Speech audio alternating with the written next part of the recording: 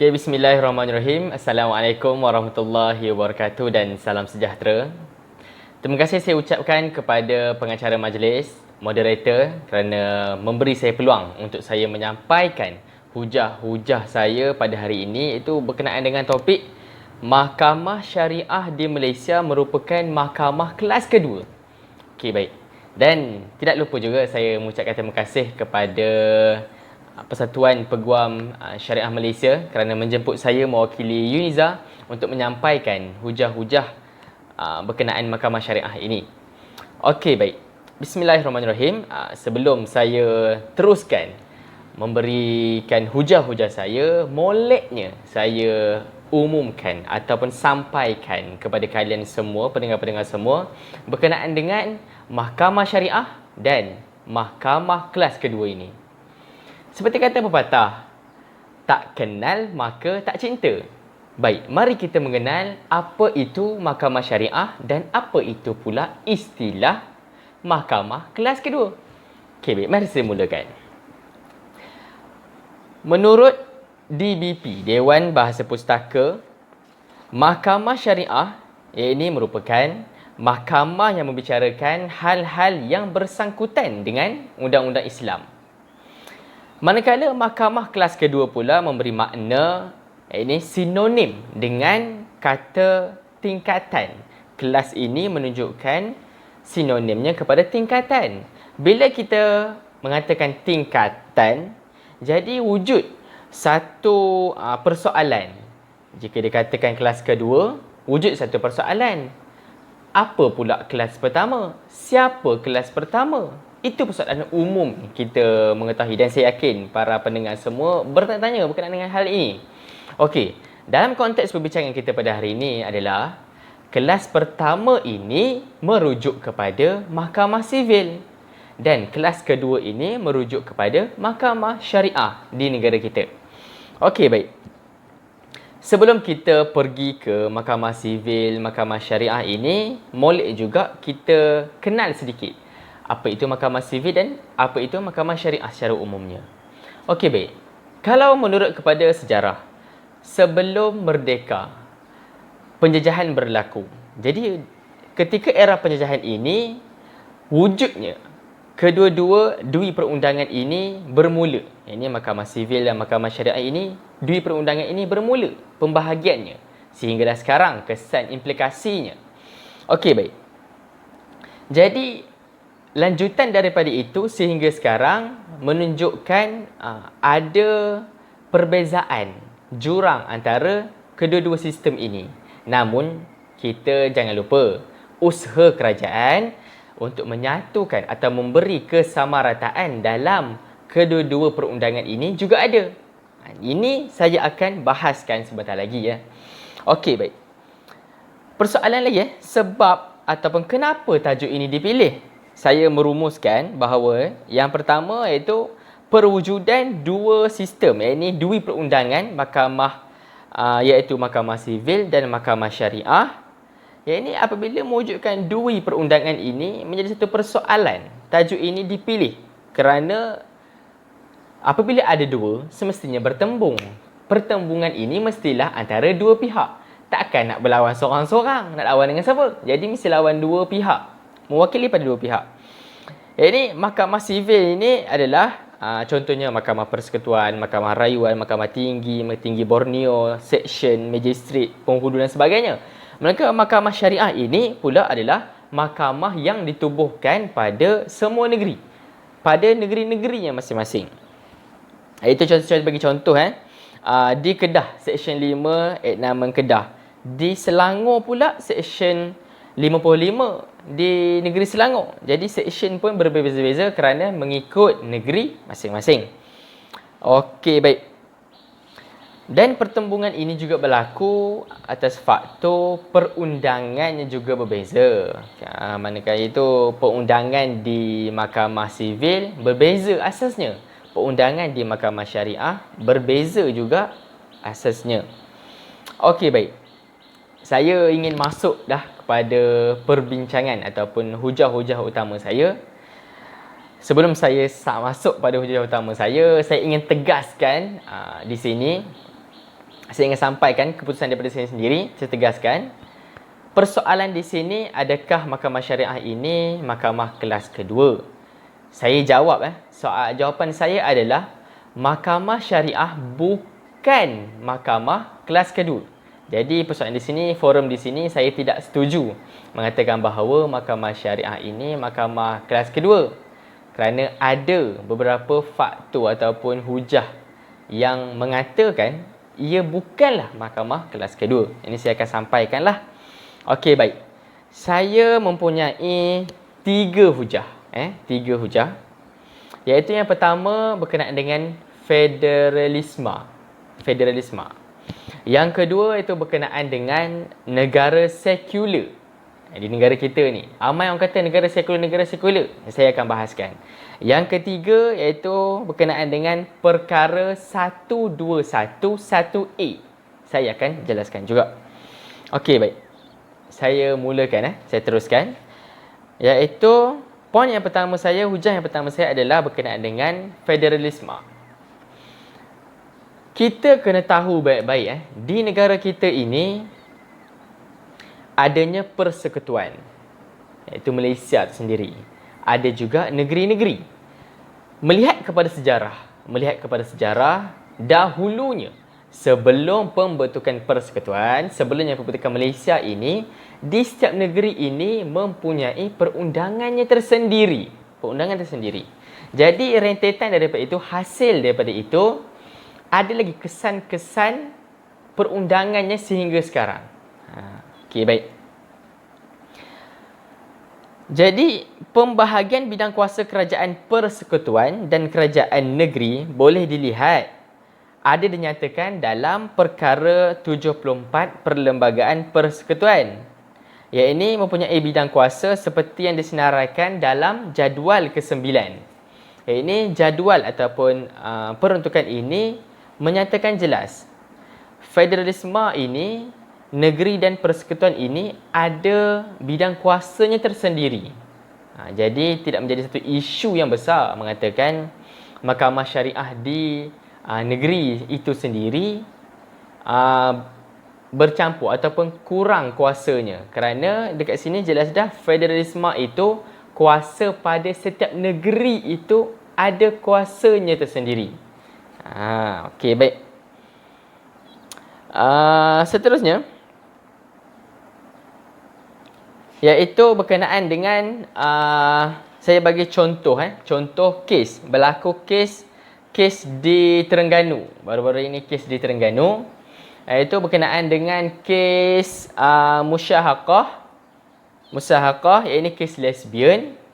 Kerajaan Negeri Terengganu atau Mahkamah Negeri Terengganu memutuskan bahawa kesalahan sebat ke atas pesalah, 2 orang pesalah tersebut. Jadi kesalahan sebat ini adalah menurut kepada enakmen kesalahan jenayah syariah Takzir Terengganu 2001. Jadi menjadi satu persoalan topik besar. Negeri lain tak ada seperti ini. Negeri Terengganu dijalankan seperti ini. Di sini jelas menunjukkan kuasa negeri itu ada pada negeri masing-masing. Dan keputusan hakim tersebut kita perlu hormati juga kerana beliau juga menurut kepada enakmen Takzir Negeri Terengganu itu sendiri. Maka dalam konteks ini juga kita perlu lihat proses mahkamah tersebut menjalankan hukuman tersebut. Hukuman sebat tersebut, rotan tersebut juga berbeza dengan sivil. Ini rotan yang digunakan pada mahkamah syariah tidak melebihi 1.22 meter dan tebalnya tidak melebihi 1.25 meter. Jadi sebenarnya mahkamah syariah ini lebih ringan daripada mahkamah sivil. Keadilannya lebih cantik. Tidak keras, tidak memaksa. Okey, seterusnya. Saya terus kepada hujah yang kedua saya, iaitu berkenaan dengan negara sekular. Okey, negara sekular. Kita umum sangat mengetahui bahawa menjadi satu persoalan sehingga sekarang, Malaysia ni negara sekular, betul-betul Islam ke? Jawapannya adalah sebenarnya Malaysia ini kita tak kata ia adalah negara sekular. Tak kata. Kerana apa? Kerana yang pertama, Malaysia ini adalah agama Islam secara rasmi persekutuan. Yang pertama. Yang kedua adalah agama lain juga dibenarkan dilaksanakan di Malaysia ini, diamalkan di Malaysia dengan aman dan damai. Agama lain boleh, agama Islam tinggilah secara rasmi dan persekutuan. Agama lain dibenarkan untuk jalan. Jadi apabila kata sekular ni, kita perlu melihat kepada definisi sekular itu sendiri. Sekular ni adalah pengasingan. Pengasingan agama dengan pentadbiran negara. Jadi tidak berlaku pengasingan kerana agama di Malaysia ini tetap dijalankan terus. Boleh diamalkan. Kita, negara Malaysia ni, kita tak pernah pun. Saya petik kata-kata daripada Prof. Madya Dr. Syamrah Rahayu mengatakan, pernahkah Islam itu di negara Malaysia ini hilang terus? Tak diamalkan, tinggal terus? Tak pernah. Malaysia tetap diamalkan juga. Jadi, tak wajar, tak boleh mengatakan Malaysia ini negara sekular. Yang kedua, sebenarnya istilah sekular ini menunjukkan ia berlawanan pada istilah pentadbiran teokrasi. Ini kita tahu. Teokrasi ini menganggap negara yang ditadbirkan oleh Tuhan. Raja kita bukan anggap sebagai Tuhan. Raja itu raja, ketua negara. Kita tak menganggap sebagai Tuhan. Jadi, pelaksanaan agama itu, kita letak agama Islam sebagai agama rasmi, negara telah letakkan, dan agama lain pun boleh dilaksanakan dengan aman. Okey, saya bagi contoh kes. Contoh kes yang mengatakan negara sekular. Sangat orang selalu katakan, iaitu kes Cik Omar Cik Soh. Sebenarnya, kes ini tak wajar nak dikatakan sebagai agama, sebagai negara sekular. Kerana sebenarnya, kita perlu melihat kepada konteks penguatkuasaan undang-undang Islam tu dalam negara kita. Yang itu. Bukannya nak kata negara sekular, tak. Tapi penguatkuasaan, peningkatan yang perlu ditambah baik dalam negara kita itu sendiri. Yang itu yang perkara yang utamanya perlu dilihat. Okey. Itu hujah yang kedua saya. Saya teruskan lagi. Hujah yang ketiga saya. Ia ini berkenaan dengan perkara 1211A. Okey, dalam perkara 1211A jelas menunjukkan bahawa perlembagaan persekutuan ini membawa makna bahawa Mahkamah Tinggi tidak lagi boleh mencampur tangan dalam urusan bidang kuasa mahkamah syariah. Tak boleh lagi campur tangan. Kiranya ada pengkhususan pada mahkamah syariah ini. Pada perkara 1211A inilah ada pengkhususan mahkamah syariah itu sendiri terletak pada kedudukannya tersendiri. Okey, baik. Dalam hujah 1211A ini saya membawa 3 poin yang utama. Iaitu yang pertama adalah Mahkamah Sivil tiada lagi bidang kuasa ke atas Mahkamah Syariah. Okey. Pada 10 Jun 1988, pindaan terhadap perkara 121-1A Perlembagaan Persekutuan telah dibuat melalui Akta Perlembagaan Pindaan 1988 Akta 704 yang memperuntukkan Mahkamah Sivil tidak lagi mempunyai bidang kuasa berkenaan apa-apa perkara yang Mahkamah Syariah mempunyai bidang kuasa. Jadi Mahkamah Sivil tak boleh masuk campur dalam bidang kuasa Mahkamah Syariah. Jadi dekat sini ia memberikan satu kuasa eksklusif kepada Mahkamah Syariah tanpa perlu campur tangan daripada Mahkamah Sivil. Yang pertama. Yang kedua adalah bidang kuasa eksklusif Mahkamah Syariah dan pengasingan kuasa. Pengasingan kuasa antara kedua sistem perundangan ini. Pindaan perkara 121 itu jelas menunjukkan memberikan pengasingan kuasa di antara institusi kehakiman sivil dan syariah. Jelas menunjukkan. Jadi tak boleh nak katakan ia masih bercampur kerana dah jelas menunjukkan pengasingan kuasa. Yang ketiga adalah konflik. Konflik undang-undang sivil dan syariah yang masih berterusan. Yang ni saya rasa mengatakan bahawa Ramai rakyat Malaysia katakan mahkamah syariah ini masih lemah, kelas kedua. Jadi di sini konfliknya. Dan bidang kuasa eksklusif mahkamah syariah ini masih tidak sepenuhnya dilaksanakan. Kerana terdapat juga kes-kes yang berlaku di negara kita ini bercampur. Ataupun orang Terengganu kata dah kerabu dah antara mahkamah sivil dan mahkamah syariah ini. Berlaku dalam kes-kes. Contoh saya bagi kes Tiong Eng Huat lawan Qadhi Pasir Mas dan penada lain-lain pada 1990. Kes ni berlaku pertembungan, percampuran antara kedua-dua ni. Kiranya konflik perundangan ini masih berterusan sehingga sekarang.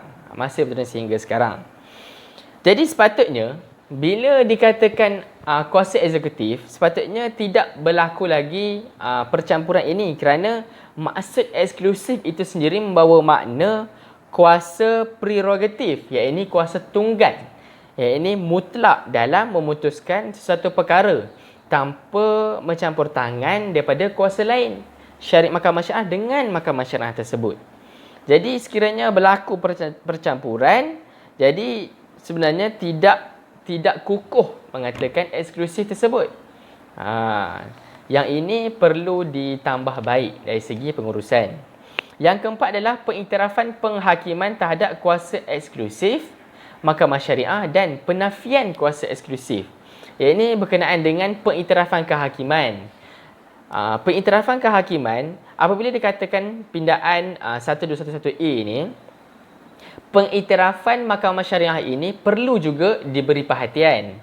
Mahkamah sivil perlu mengiktirafkan kedudukan mahkamah syariah pada tahap mahkamah syariah tersebut. Sama level mahkamah syariah dengan mahkamah sivil tu. Mahkamah sivil perlu beri pengiktirafan kepada mahkamah syariah juga. Saya bagi contoh dalam kes Muhammad Habibullah bin Mahmud lawan Faridah binti Datuk Talib tahun 1992. Dalam kes ni mahkamah sivil memberi pengiktirafan kepada mahkamah syariah. Perkara ini patut berlaku. Yang kelima adalah berkenaan dengan prinsip keadilan mahkamah syariah dan kuasa semakan kehakiman mahkamah tinggi. Ini kita melihat kepada prinsip keadilan itu sendiri. Dalam mahkamah syariah ini, keadilannya lebih cantik berbanding mahkamah sivil. Jadi mahkamah sivil itu dengan terasnya tersendiri, mahkamah syariah berlandaskan Al-Quran dan Sunnah lebih cantik pada keadilan tersebut. Okey, baik. Jadi, 3 hujah yang saya sampaikan ni, kalau kita lihat implikasinya, kesannya adalah federalisme yang pertama tadi, negara sekular yang kedua tadi, yang ketiga adalah perkara 1211A tadi. Jadi kita lihat implikasi sebenarnya kajian yang telah saya jalankan ni, bahawa sebenarnya dalam konteks mahkamah syariah ini sudah cantik terletak pada kedudukannya tersendiri. Tak boleh kita nak kata mahkamah syariah ini kelas kedua, jatuh kelas kedua, tak boleh. Sebenarnya sama level je. Mahkamah syariah, mahkamah sivil ni sama level. Pada kedudukannya tersendiri dah. Okey, baik. Sebelum saya mengakhiri saya punya sesi forum pada hari ini, saya ingin menegaskan bahawa mahkamah syariah ini terletak pada kedudukannya tersendiri. Iaitu yang pertama. Yang kedua adalah tidak wujud pengkelasan antara kelas pertama, kelas kedua ini tidak wujud. Tidak wujud. Kerana sivil dengan cara sivil. Syariah dengan cara syariah. Kita lihat faktor sejarah. Kemudian pula kita lihat, macam saya beritahu tadi, perkembangan semasa pentadbiran kerajaan yang terus merombak negara kita, perundangan kita. Jadi di situlah jelas menunjukkan sentiasa ditambah baik. Dan tak boleh nak kata mahkamah syariah ini kelas kedua. Kerana dia adalah sama level sahaja. Jadi sebelum saya berakhir, saya jelaskan lagi sekali. Saya tidak bersetuju mengatakan bahawa mahkamah syariah di Malaysia ini merupakan mahkamah kelas kedua. Sekian, terima kasih. Wallahualam. Terima kasih atas jemputan forum ini. Assalamualaikum warahmatullahi wabarakatuh.